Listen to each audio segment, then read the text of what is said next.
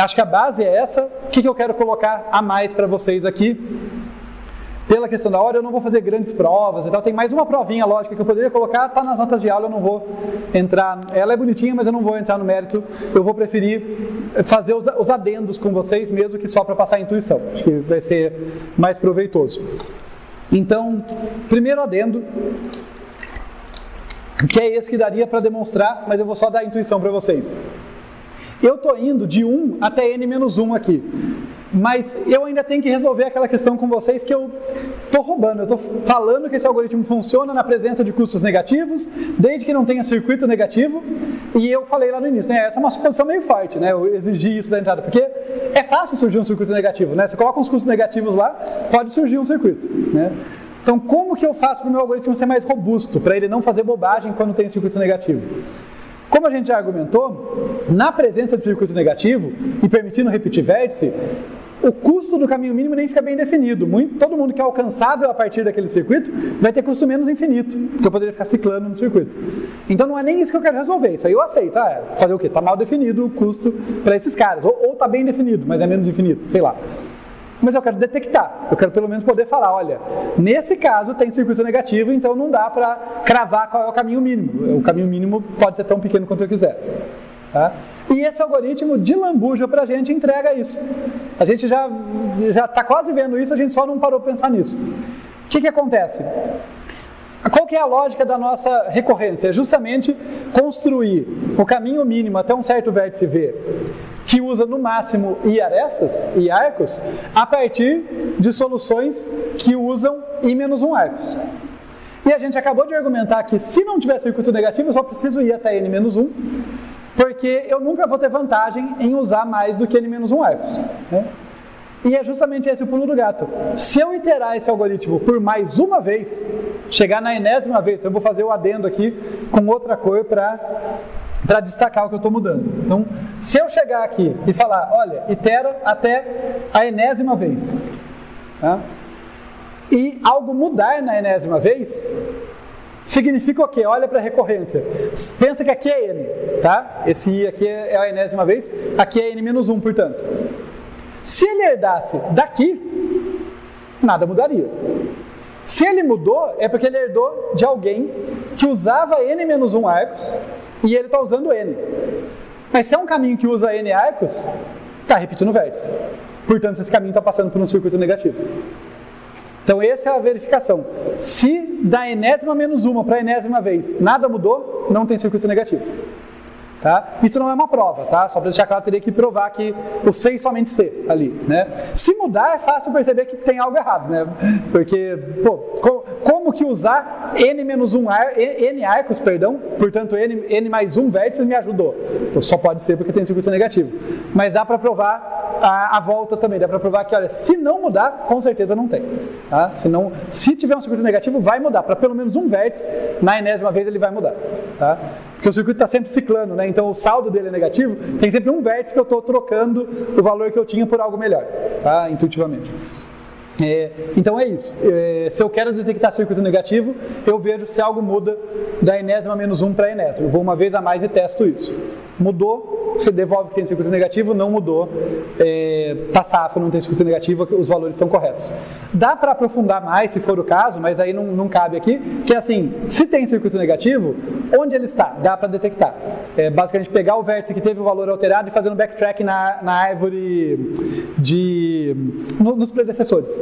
Né? Que eu nem escrevi os predecessores aqui, mas imagina que a gente estava mantendo os predecessores, você vai voltando e você acaba chegando no circuito. Tá? Então dá para detectar, dá para ver quem é impactado, porque pode acontecer, tá? Eu já vi problemas mais sofisticados nesse sentido, que tinha circuito negativo, mas estava numa região do grafo que não era a região que me interessava. E daí você dava para conseguir a solução que você precisava para o problema, apesar daquilo. Então, dá para ter coisas mais sutis. Mas, em geral, se tem circuito negativo, a distância não está bem definida. Se não tiver circuito negativo, a distância está bem definida. Tá? Outras observações? Bem, eu dei a deixa. Preciso falar de predecessor com vocês, né? Então, deixa eu colocar aqui a outra questão. Reconstruir a árvore, né? Pega um vetor B aqui, tá? Um vetor B de V, que recebe W' que minimizou a recorrência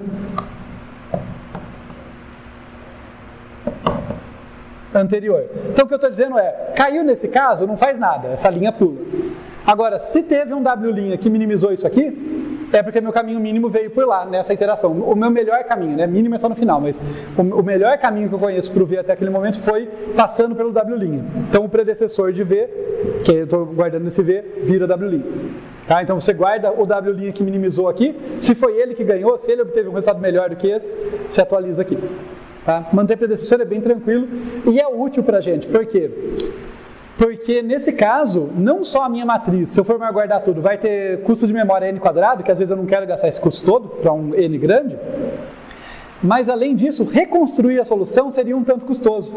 Porque como a recorrência tem muitos termos, aquela ideia de reconstruir eu teria que pegar da última linha e ficar testando todas as possibilidades da recorrência para saber qual caminho que eu construí.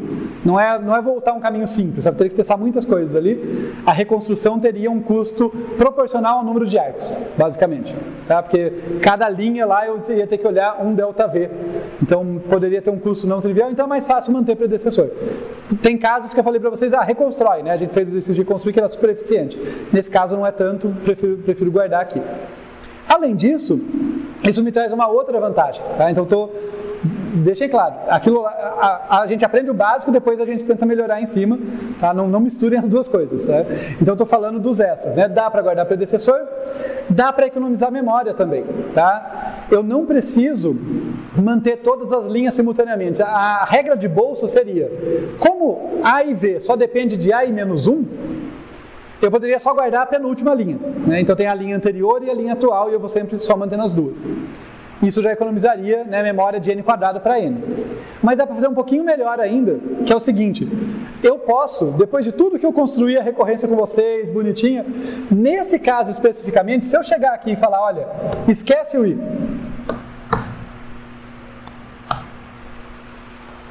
tá? Eu só tenho um vetor que tem uma posição para cada vértice. Funciona, tá? O vetor só assim funciona. O Bellman-Ford, nesse caso, funciona. Mas por que eu sou chato de não vai direto para isso? Porque funciona por peculiaridades desse problema. Não é toda PD que eu vou poder fazer uma coisa dessa. Dependendo da recorrência, daria bobagem, tá? O que acontece aqui, e eu até vou usar isso para dar intuição, é o seguinte. Vocês lembram quando eu falei que, olha, esse 9 aqui, por exemplo, ele herdou desse 2. Não, perdão, ele herdou desse 2 aqui, né, o valor lá. Mas o verde não tinha herdado, porque quando eu olhei para o verde lá, eu não herdei, porque eu ainda estava olhando para a linha anterior da matriz, né, que tinha o amarelo. Note que se eu não tenho a linha mantida, se eu não tenho essa preocupação de manter explicitamente qual é a linha, o que pode acontecer é que eu vou avançar várias linhas, as linhas agora são virtuais, porque é uma linha só, mas eu avanço várias linhas de uma vez só, né? O que acontece imagina, eu atualizei o valor desse cara para 2, né, de mais infinito para 2, esse já chega, olha para o 2 ali, soma com 7 e já coloca o 9, tá? Isso não dá errado aqui, porque essa ideia do subproblema foi só para PD funcionar, foi só para eu ter a recorrência certinho, porque no fundo não me interessa o tamanho que tem o caminho mínimo ali, né? Se eu colocar uma aresta a mais, ele é um caminho válido, tá? Então, nesse caso não quebra, tá? As coisas não quebram, então eu posso acabar simplificando isso no final, tá? Mas não é seguro fazer isso numa PD qualquer, tá? Então sempre analisar caso a caso ali. Nesse caso não tem problema, tá?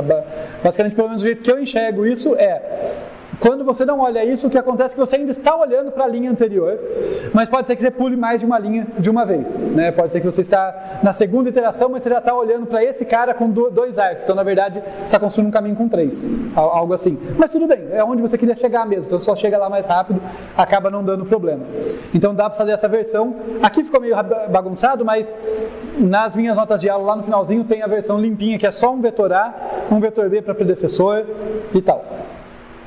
Até aqui tudo bem? Tem mais uma melhoria, pelo menos mais uma, tem que ver se eu tenho consultar se eu não esqueci alguma, mas pelo menos mais uma que eu lembro.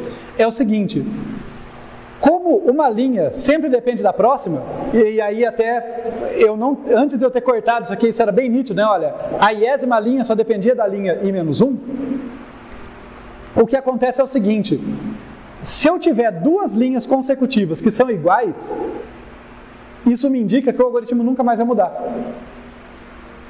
Porque se eu imagina, preenchi a iésima, a linha I-1, está preenchido lá da matriz. Daí eu faço todos esses cálculos da recorrência e a linha I fica idêntica a ela.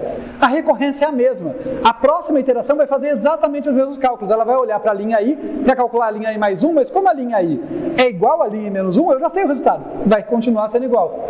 Então, pelo mesmo argumento que eu falei que, olha, da linha do N menos 1 para o N não deveria mudar, a menos que tenha circuito negativo, se em algum momento duas linhas forem iguais, pode parar o algoritmo. Eu posso colocar um break antes aqui. Eu não vou nem colocar no código para não ficar mais poluído ainda, mas eu posso pôr um break antes. Sabe? Eu testo aqui. Passei por todos os V's daquela linha. Não houve mudança, nada mudou aqui, eu posso terminar, posso dar um break e sair. Tá? E isso pode ser muito útil. Imagina que eu tenho um grafo orientado com muitos vértices, mas os caminhos são curtos, sabe? Sei lá, o S é um vértice meio central que com 5 iterações, com 5 saltos ele alcança todo mundo. Na sexta iteração eu já detecto isso e paro. Não preciso iterar por 1 milhão de vezes, sei lá, por 1000 vezes, seja tão grande quanto for o N. E fazer a observação que vejam como a gente tenta manter os dois pés, que um pé, vamos dizer assim, mais na teoria, na ciência mais pura ali, né? E outro pé na ciência mais aplicada, na engenharia, tá? Falando esses termos alto nível, assim. O que eu quero dizer com isso? É importante entender porque o algoritmo funciona, não foi tirado do nada, assim, funciona por maioria de votos. Não, a gente tem a recorrência, ela veio da substitutura ótima, a gente consegue provar, a gente fez tudo isso certinho. E a análise de pior caso é essa mesma que a gente falou, tá? Isso aqui não mudou, nada disso que eu falei muda no pior caso, porque pode ser que eu precise iterar todas essas vezes para chegar no caminho mínimo, tá? Mas isso também não nos impede de ter o olhar, que é esse que eu estou chamando de uma visão mais aplicada, mais de engenheiro, de falar assim, tá bom, o pior caso do algoritmo é esse, mas eu posso parar ele antes se eu detectar, por exemplo, que duas linhas ficarem iguais. E em algumas situações isso pode fazer uma diferença importante. Então tentem desenvolver os dois olhares, sabe? Conseguir resolver problemas complexos e tal, mas também conseguir entrar dentro do código e falar, tem algo aqui, dá para melhorar alguma coisa, às vezes tem um impacto prático bem importante.